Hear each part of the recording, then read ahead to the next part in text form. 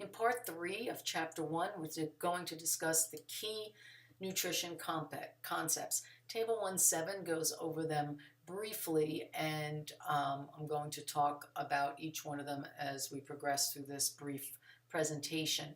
So most of our foods are mixtures of nutrients. We usually don't contain, not one food has every single nutrient. So if we look at this picture, you can see on this graphic that even with different types of foods, they contain different types of contents, right? So you have, calcium, you have fat, you have carbohydrates, you have protein, water, and each one of them has its own caloric content. But every food has a mixture of certain types of things. So you can't really take one food and say, well, this food only supplies this one thing. And you're never going to get all the nutrients from one food. So you have to realize that there are a mixture of nutrients in each food. There are no perfect foods that contain all the nutrients in the body, and that's why variety is very, very important. The more we eat from the various types of foods from the different food groups, the more colorful the plate is, meaning we're getting so many of the different types of foods out there, the better it's going to be to ensure that we're getting all of the essential nutrients.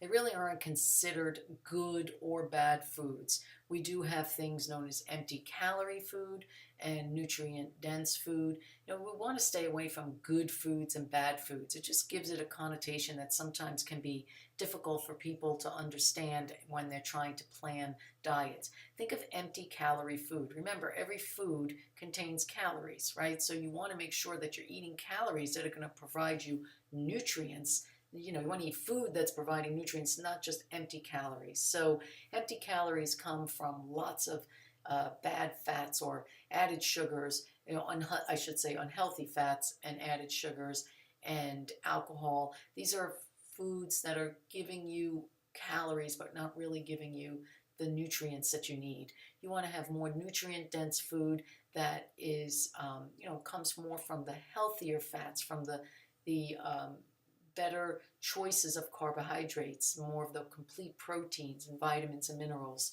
So that is an example when we look at something such as milk versus soda. Calories in milk, less. Protein in milk, more. Calcium, more. B vitamins, A vitamins, more. So which is going to be the more nutrient dense? Obviously, it's going to be the milk as opposed to the soda, which is basically empty calories. You need to enjoy your foods, but you have to enjoy them in moderation. That is the key. Remember the 3 keys to good nutrition: balance, variety, moderation. We already talked about variety.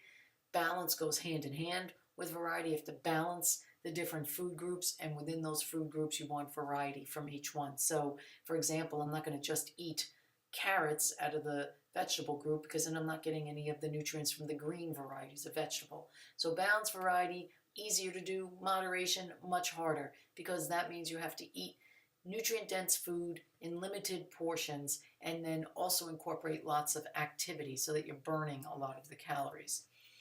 For each nutrient, there's a range of safety.